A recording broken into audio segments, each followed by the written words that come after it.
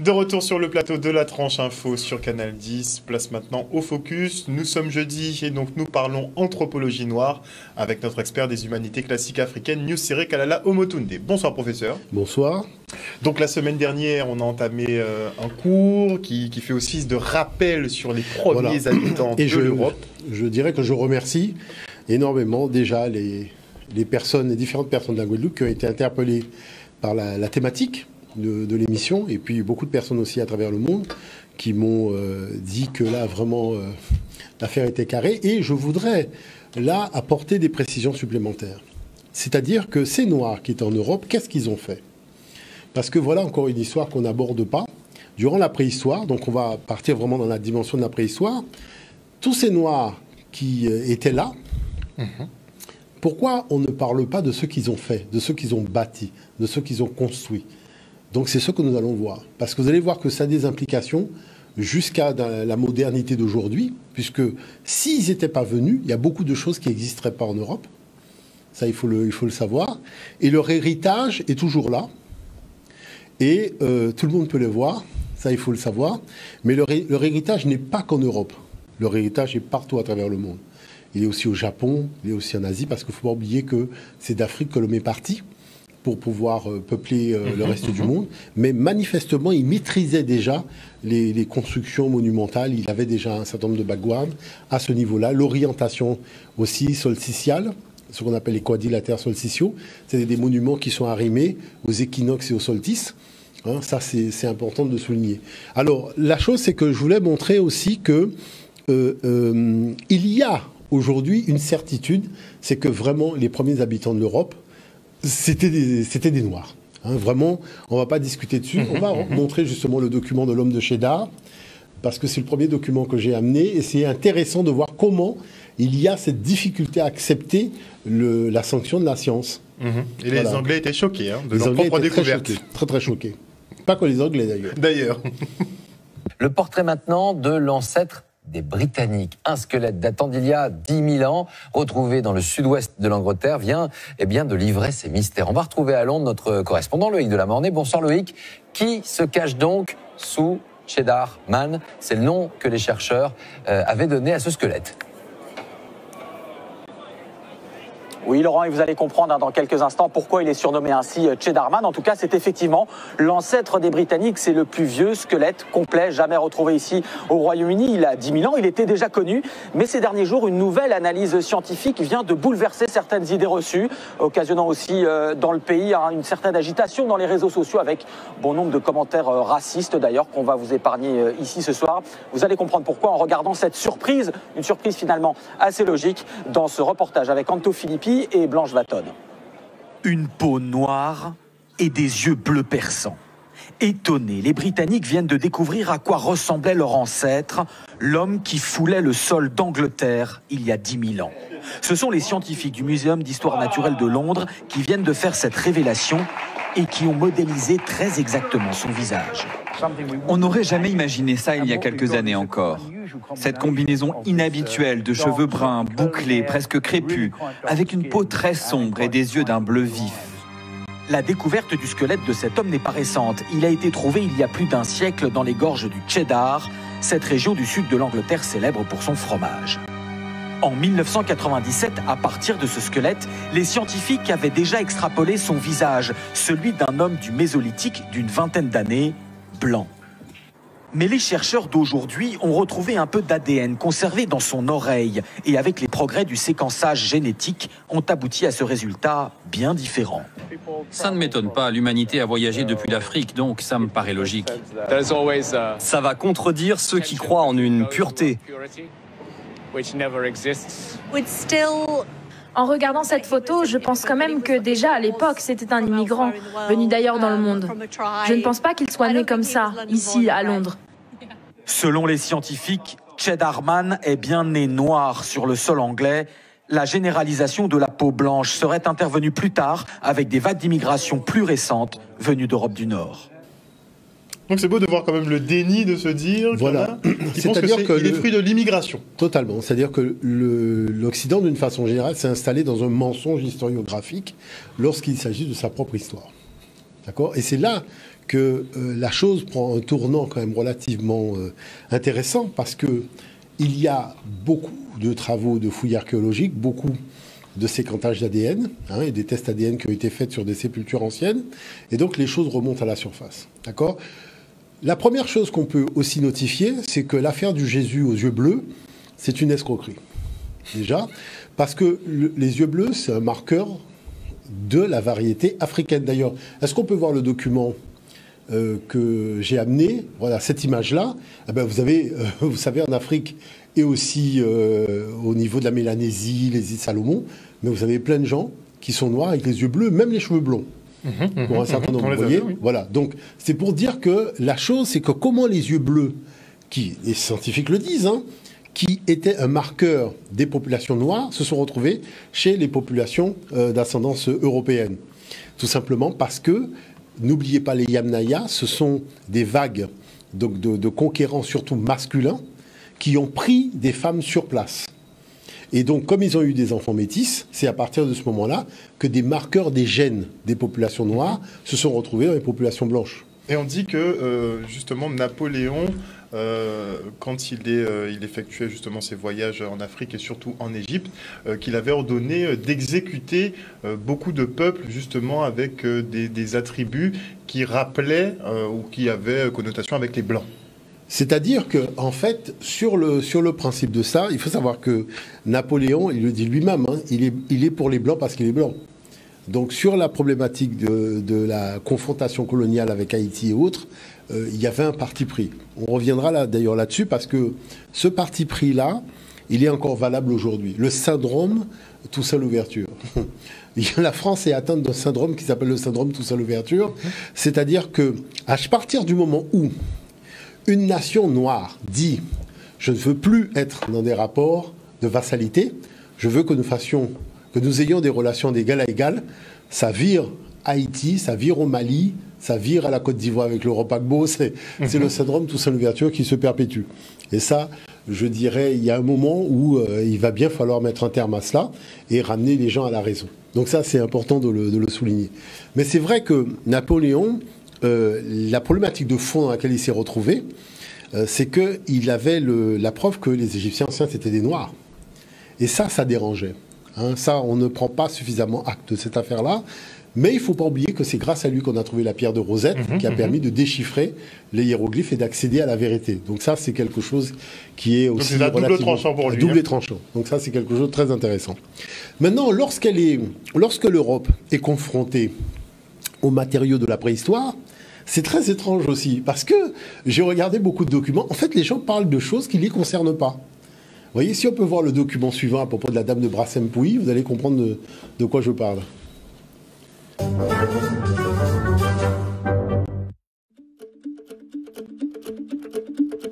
Cette petite tête a été trouvée dans le village de Brassempouy, c'est dans les Landes. Il y a 2 sites principaux sur place et la nôtre a été retrouvée dans la grotte du Pape par un monsieur qui s'appelle Édouard Piette, qui l'a découverte en 1894. Elle mesure environ 3,5 cm de haut. Je vous ai trouvé une image où on voit une main qui tient une reproduction de cette tête. Ça vous permet de vous familiariser un petit peu avec l'échelle de cette œuvre. Elle a été taillée dans de l'ivoire de mammouth. On voit que les hommes préhistoriques sont capables de faire une œuvre de très belle qualité, qu'ils ont déjà de belles connaissances techniques. On voit que par exemple, il y a des incisions qui ont été faites sur le dessus du crâne pour symboliser ce qu'on pense être peut-être la chevelure. On voit qu'elle est très réaliste et c'est ce qui fait sa particularité avec la représentation des yeux, du nez, des sourcils et surtout de cette chevelure que l'on n'a pas bien comprise. Alors ça pourrait être une chevelure tressée qui est marquée par toutes ces incisions. Mais comme je vous le disais, on a aussi donné ce surnom de dame à la capuche à cette œuvre. Donc il pourrait s'agir d'un petit bonnet, par exemple, un petit bonnet en peau animale. Ou peut-être une résille, une parure, qui serait une résille avec des décors de coquillages, par exemple. On en a trouvé dans les tombes, donc ça tient la route tout à fait.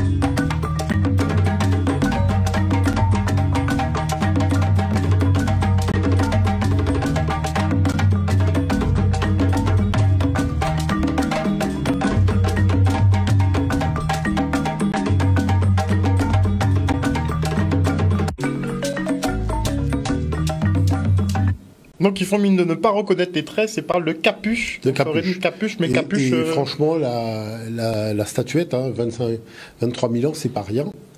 Donc ça montre quand même la qualité artistique des hommes de l'époque, qui est extraordinaire. Donc le faciès se rapproche plus de la femme africaine que nous avons vu à la fin qu'une femme européenne. En fait, le problème, il est là. C'est-à-dire que les Européens, il faut comprendre une chose, c'est un peuple, quand il a migré du lac Baïkal, donc au sud de la Russie, parce qu'il faut savoir que tous ces gens se retrouvaient au point de départ qui était le lac Baïkal, donc qui est le sud de la Russie, le nord de la Mongolie. Et donc, chaque fois qu'ils sont arrivés quelque part, il y avait déjà des peuples qui vivaient.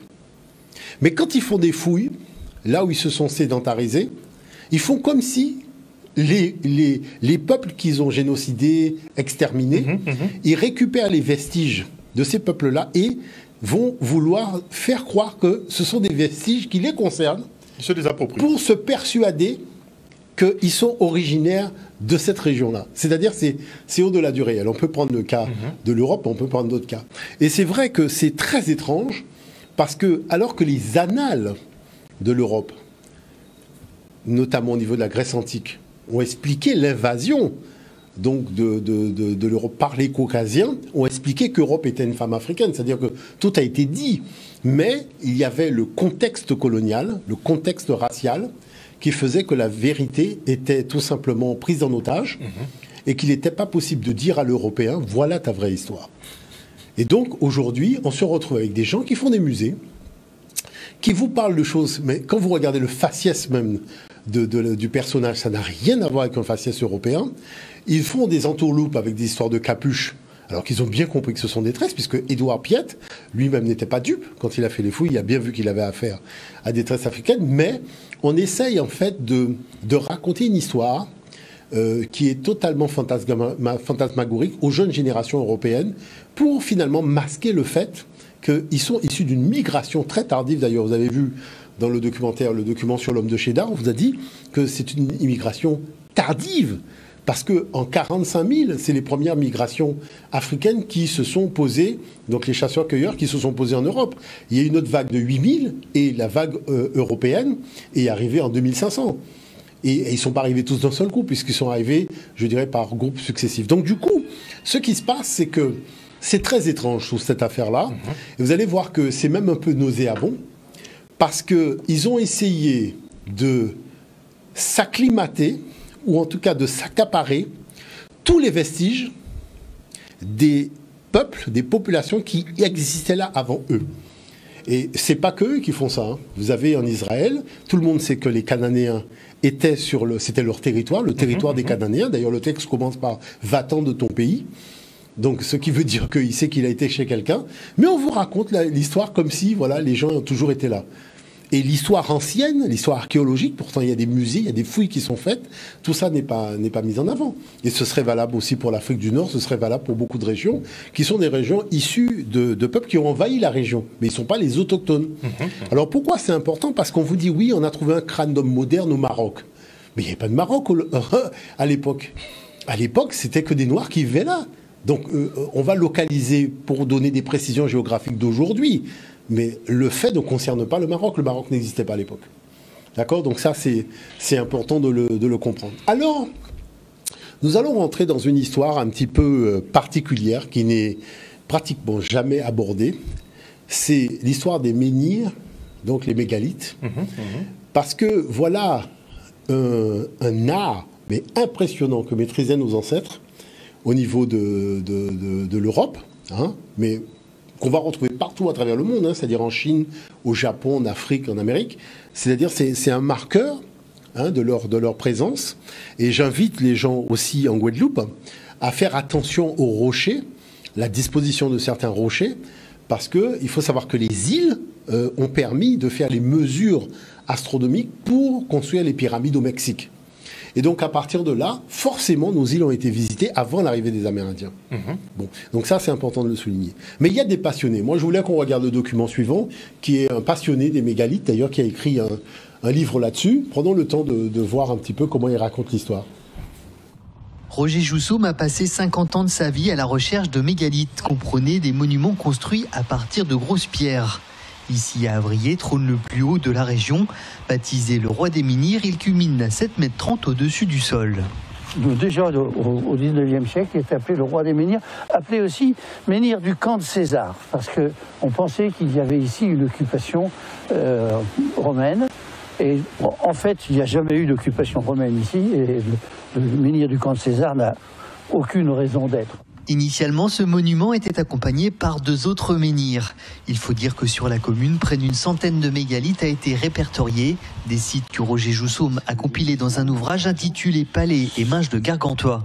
Un ouvrage de 388 pages qui nous plonge aux origines de notre civilisation.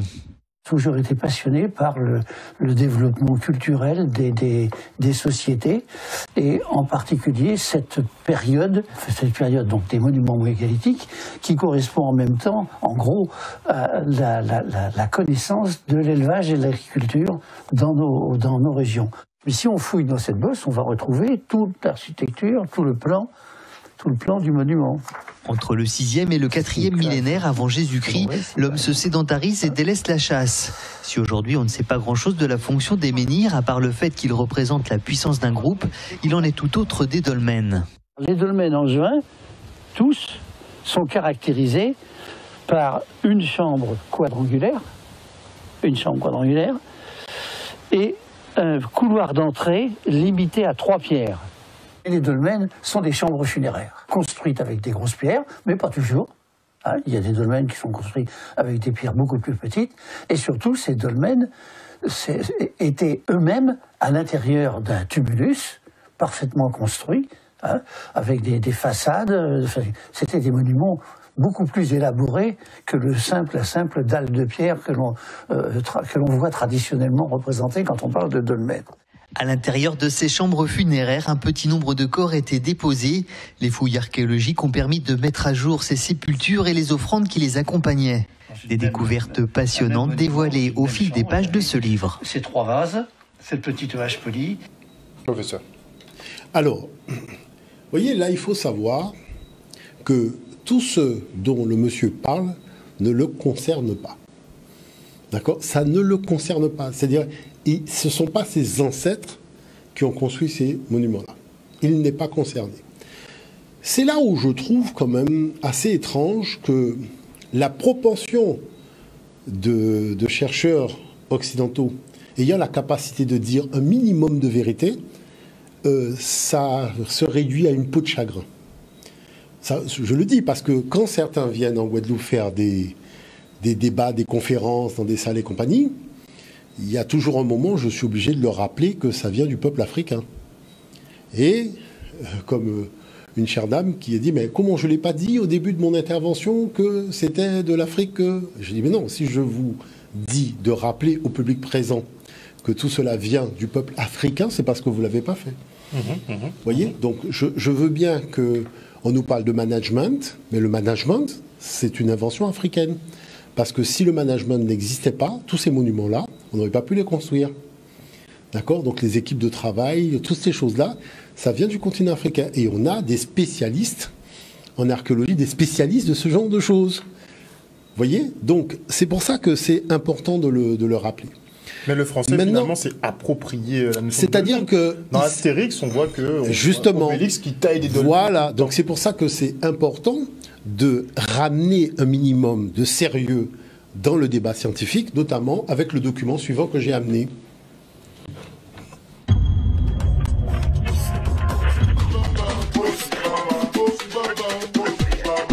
Les mégalithes sont étudiés pour la première fois au XVIIe siècle. On les attribue alors aux Romains.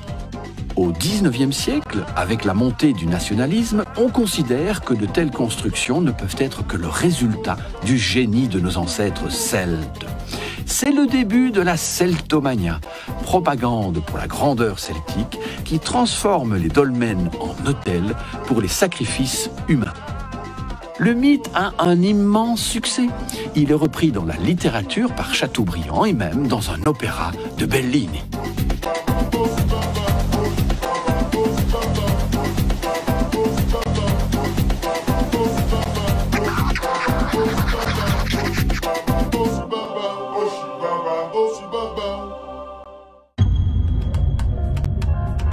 Les dolmens et les menhirs sont des œuvres de la préhistoire. Ce sont de véritables monuments qui peuvent peser plus de 15 tonnes. Ils ont été érigés au néolithique, c'est-à-dire à partir du 7e millénaire, et on va les retrouver à travers toute l'Europe. En Belgique, il existe des sites importants, comme Wéris et Lamsoul. Les dolmens, ce sont des tombes, et le matériel archéologique qu'on y a découvert date aussi du néolithique, c'est-à-dire 2000 ans avant l'arrivée des Celtes. C'est donc une preuve archéologique qu'il s'agit bien d'œuvres de la préhistoire. Les hommes préhistoriques ont d'ailleurs fait preuve d'une grande ingéniosité pour arriver à déplacer et ériger ces énormes dalles qu'ils recouvraient d'ailleurs parfois de terre ou de pierre. Alors, une petite démonstration? C'est facile quand on a la technique. S'il était évident que les mégalithes étaient préhistoriques, pourquoi alors les avoir attribués aux Celtes? Les vestiges archéologiques sont parfois pris en otage pour faire de la propagande. On constate d'ailleurs au XXe siècle que le nazisme, le communisme, les nationalismes ont parfois coloré la lecture et la transmission du patrimoine préhistorique européen. En fait, la société se projette dans sa vision du passé. Inconsciemment, c'est nous-mêmes que nous cherchons à apercevoir dans le miroir du temps. Ça s'appelle se mentir à soi-même aussi. Voilà. Alors, vous voyez, on accusait Cheikh Anta Diop, dans le cadre de ses démonstrations scientifiques sur l'origine africaine, ethnique et africaine de l'Égypte ancienne, de tout simplement être dans une démarche un petit peu revancharde par rapport à l'histoire. Et résultat, regardez la chose. C'est-à-dire que là, on a des gens qui se sont accaparés des vestiges historiques qui n'étaient pas le fruit de leur quête intellectuelle, qui n'étaient même pas le fruit de leur culture. Qu'est-ce qui a fait qu'on n'a pas pu dire ça simplement aux gens? Ça, c'est la première chose. La deuxième chose que je dirais, c'est que, vous voyez, avec quelle insistance on vous parle de chambres mortuaires. Parce que tout le monde sait très bien que les églises et les cathédrales ont commencé par ces monuments-là. C'est-à-dire que ces monuments que vous voyez, ce sont les églises et les cathédrales de la préhistoire. Ok. 1. 2.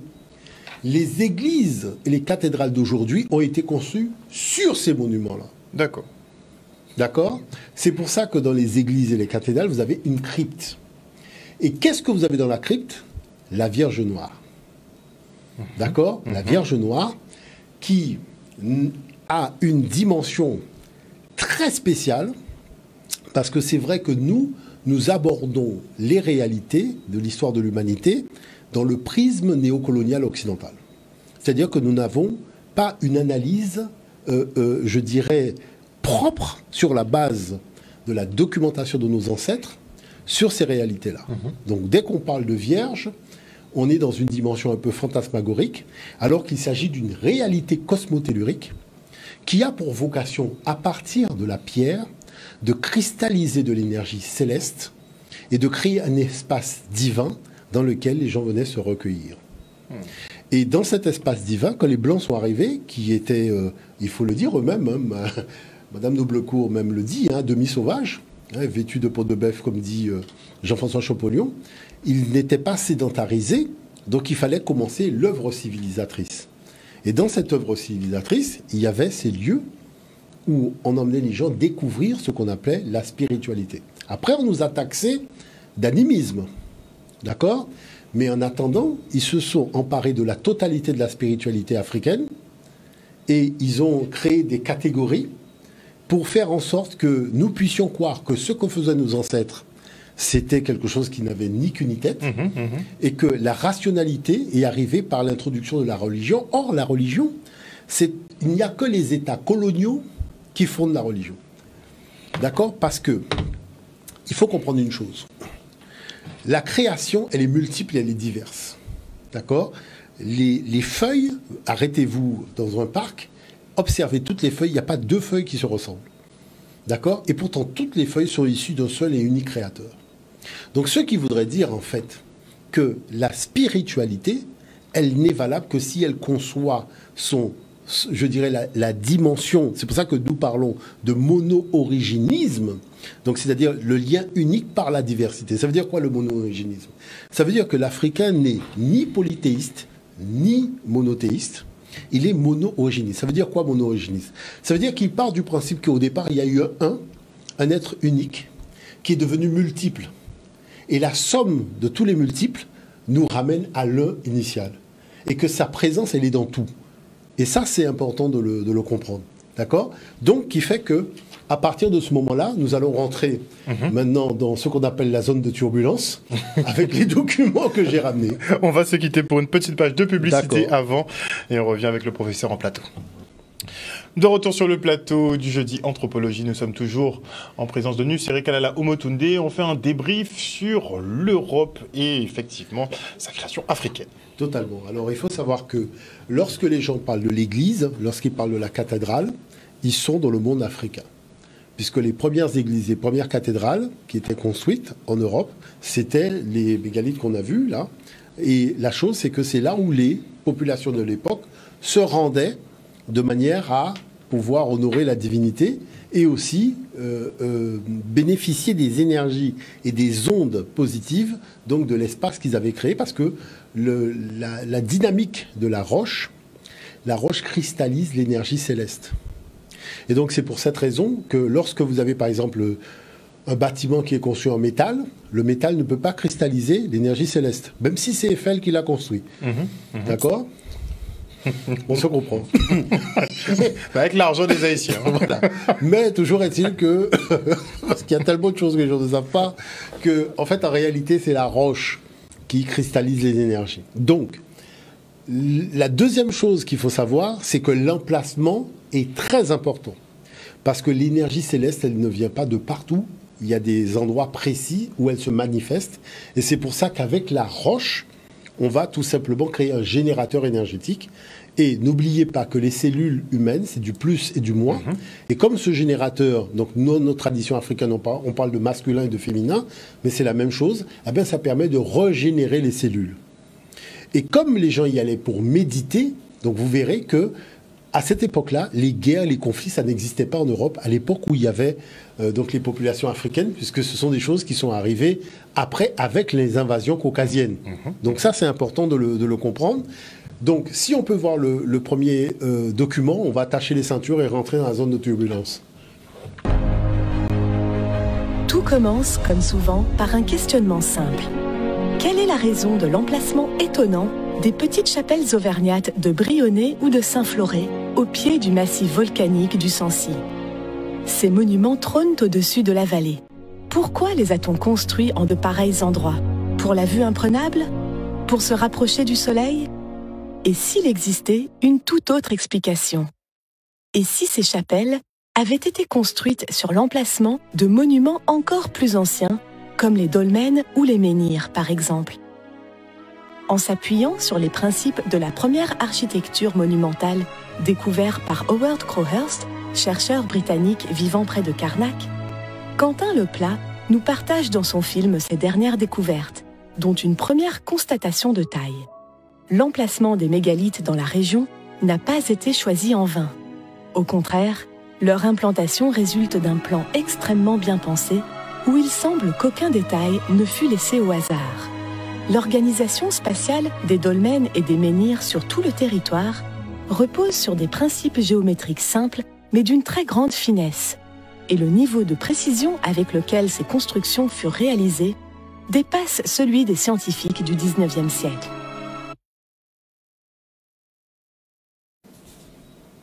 Voilà. Donc la question, c'est qu'est-ce qu'on nous cache? Bon, parce que on nous parle donc de présence noire en Europe, mais donc c'était déjà le premier challenge, c'est dire un minimum de vérité. Mais ces noirs-là, on fait quoi? Donc on voit qu'ils ont construit des mégalithes. Et ces mégalithes, ce sont les premières chapelles, les premières cathédrales, les premières églises. Et qu'est-ce qu'on constate? Les Occidentaux ont construit leur église sur les églises des Noirs. C'est-à-dire où les Noirs se rendaient déjà pour faire leur culte. Il n'y a pas eu de conflit, parce qu'on n'a pas dit c'est le monde païen, nous, comme c'est le monde païen, là, on va à côté. Non, ils ont fait dessus directement. Voyons le document suivant.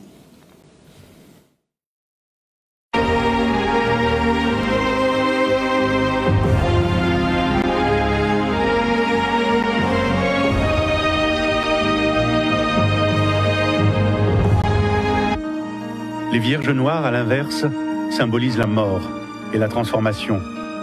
Elles résident souvent dans des cryptes ténébreuses des premières cathédrales. Les cultes primitifs se déroulaient dans des avennes ou des grottes puissamment magnétisées. La religion chrétienne a souvent considéré ces sanctuaires naturels comme des endroits privilégiés, favorisant le recueillement et la méditation. Les cryptes qui s'étirent sous nos cathédrales ou sous nos plus anciennes églises sont de véritables caisses de résonance qui transmettent aux monuments qui les surplombent toutes les vibrations de la Terre. C'est là qu'autrefois siégeaient nos Vierges noires, ces vierges mal christianisées qui nous viennent de la nuit des temps. Ces Vierges noires, nous les retrouvons en Inde sous le nom de Kali ou en Égypte sous le nom d'Isis. Ces Vierges noires sont à la fois le symbole de la vie qui se transforme, de l'évolution et de la mort.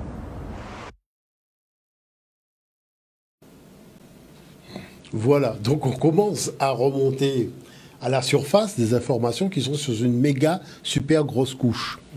C'est-à-dire que, en fait, les Caucasiens qui sont arrivés, qui étaient des nomades, ont voulu se sédentariser.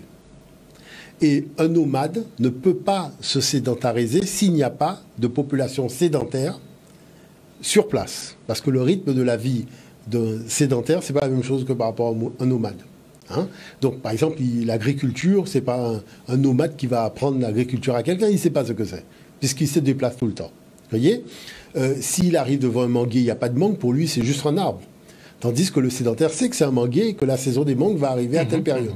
Donc voilà des choses qui sont quand même relativement claires.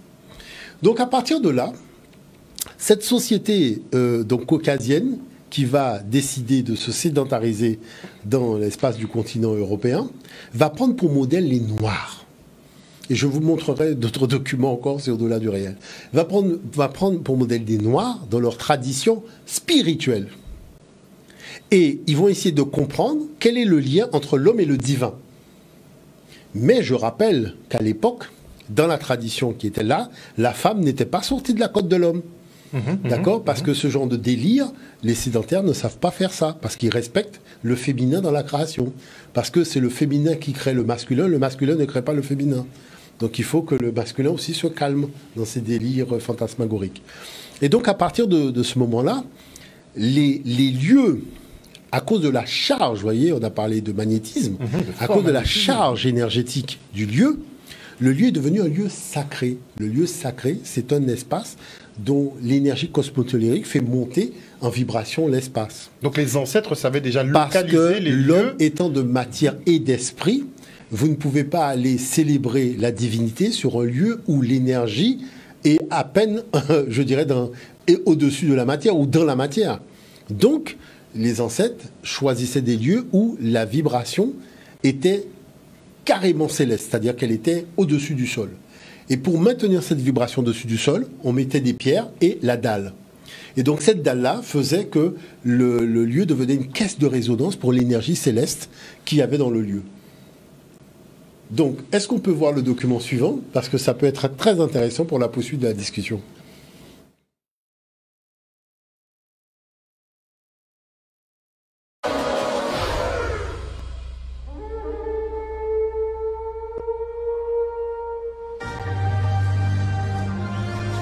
Au nord de l'Écosse, on a découvert dans les îles Orcades des vestiges mégalithiques d'une grande richesse. On a trouvé des sanctuaires, des habitations, des tombes. Le nombre et la variété des vestiges néolithiques des Orcades sont uniques au monde. Les plus notables sont le tumulus de Mesho, 150 mètres plus loin, le village de Barnhouse. Et enfin, sur cette péninsule, le Ness de Brodgar, l'un des plus grands temples néolithiques connus. Le mégalithisme disparaît à l'âge du bronze. Mais les monuments néolithiques garderont longtemps une fonction qui variera sans doute dans le temps. Balises, symboles chrétiens, de nombreux tumulus préhistoriques serviront de base à des églises.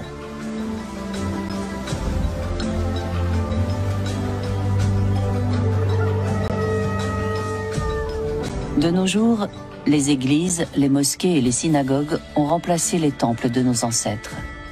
Les hommes vivent regroupés en petites cellules familiales, dans de gros villages qui sont devenus des villes. Mais l'élevage et l'agriculture sont toujours au cœur de leur alimentation.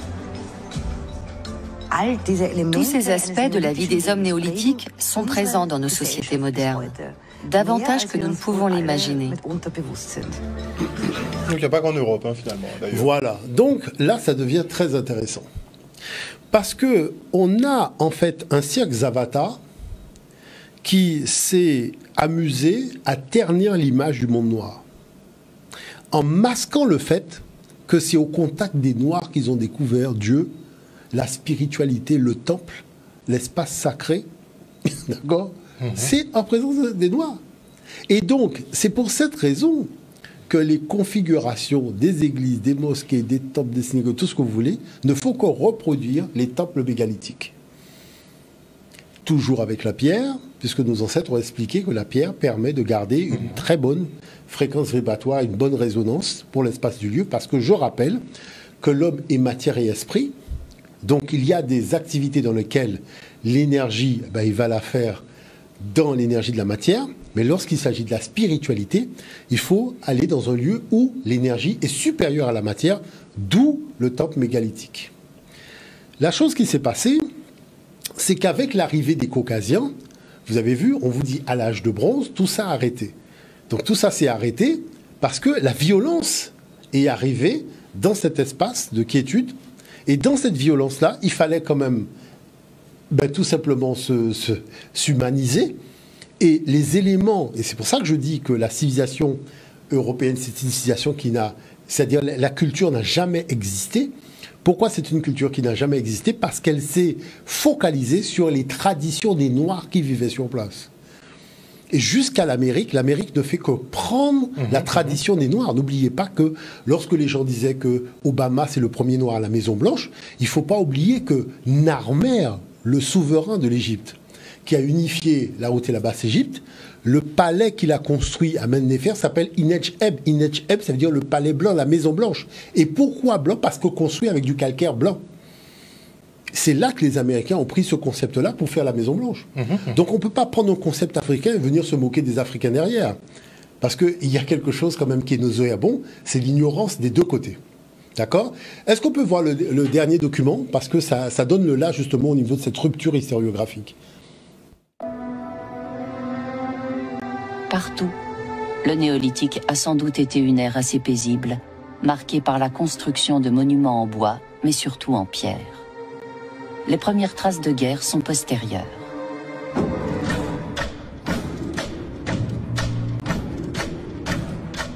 Les rapports humains changent à l'âge du bronze. Les hommes accordent davantage d'importance aux possessions matérielles et les hiérarchies sociales apparaissent. On a trouvé la trace de villages entièrement rasés par des pilleurs. À la fin du néolithique, on assiste à une forte montée de la violence. Les hommes deviennent des guerriers. On avait justement fait un cours sur on avait parlé de la violence en Europe. En Europe, et notamment, c'est l'arrivée des Yamnaya, donc ce peuple-là qui venait donc de ces Caucasiens, qui ont, mais alors là, rasé du sud au nord de l'Europe, c'est-à-dire jusqu'en Écosse et compagnie, qui ont rasé le monde néolithique. Complètement rasé, brûlé, tout. Mais la chose, c'est que ça ne s'est pas fait d'un seul coup. C'est-à-dire qu'ils ont récupéré les traditions des gens sur place et après ils les ont éliminées. C'est comme le cas. Donc c'est leur méthode depuis le début. Je vous dis une chose, il n'y a pas une seule ville en Europe construite par des Blancs.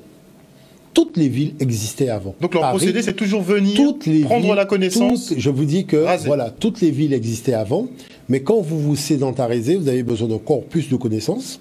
Donc ils ont pris le corpus de connaissances et ils ont éliminé les gens. Quand on raconte l'histoire de l'Italie, les Noirs qui vivaient en Italie, les Étrusques, on n'en parle pas. Mais la Rome existait avant l'arrivée des Blancs. Aujourd'hui, on fait des fouilles archéologiques, on dit « Ah, mais finalement, il y a une chose qu'on découvre, c'est que les fondations de Rome sont beaucoup plus profondes que... » Mais les fondations de Paris sont beaucoup plus profondes. Les fondations de Londres. Aussi. Mais bien sûr, qui a donné aux Caucasiens le schéma de construction d'une ville? Ce sont les Étrusques, ce sont les Noirs qui vivaient là. Et qu'est-ce que la Rome antique en a fait? La Rome antique à retourner la gestion énergétique de la cité pour bâtir le projet colonial romain.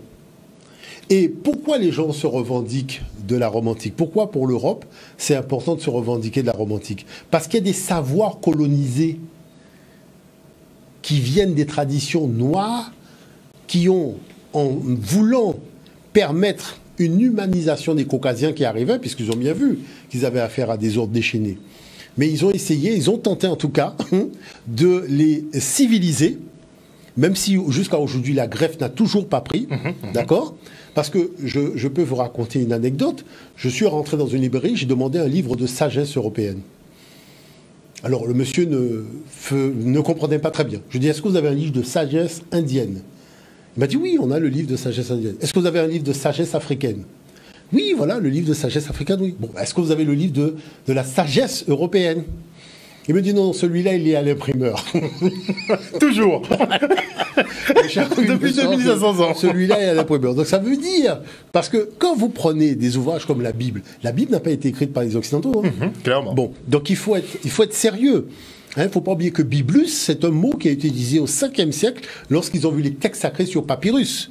Puisque le mot Biblus désigne les textes sacrés notifiés sur papyrus, en Égypte ancienne. D'accord? Donc, ce qui fait que le résultat, qui est quand même assez extraordinaire, c'est que vous avez des gens qui, après avoir repris les éléments de civilisation de nos ancêtres, se sont accaparés ces éléments de civilisation et sont venus présenter à l'époque récente ces matériaux comme étant les leurs.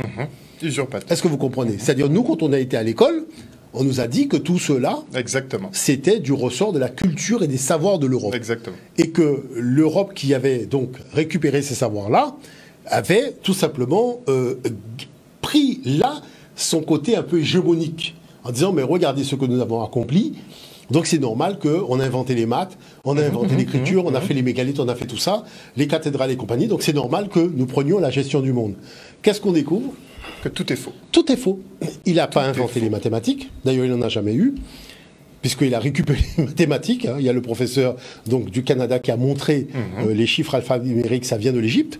Il a récupéré l'écriture, donc c'est essentiellement les Cananéens et les Égyptiens. Il a récupéré les mégalithes.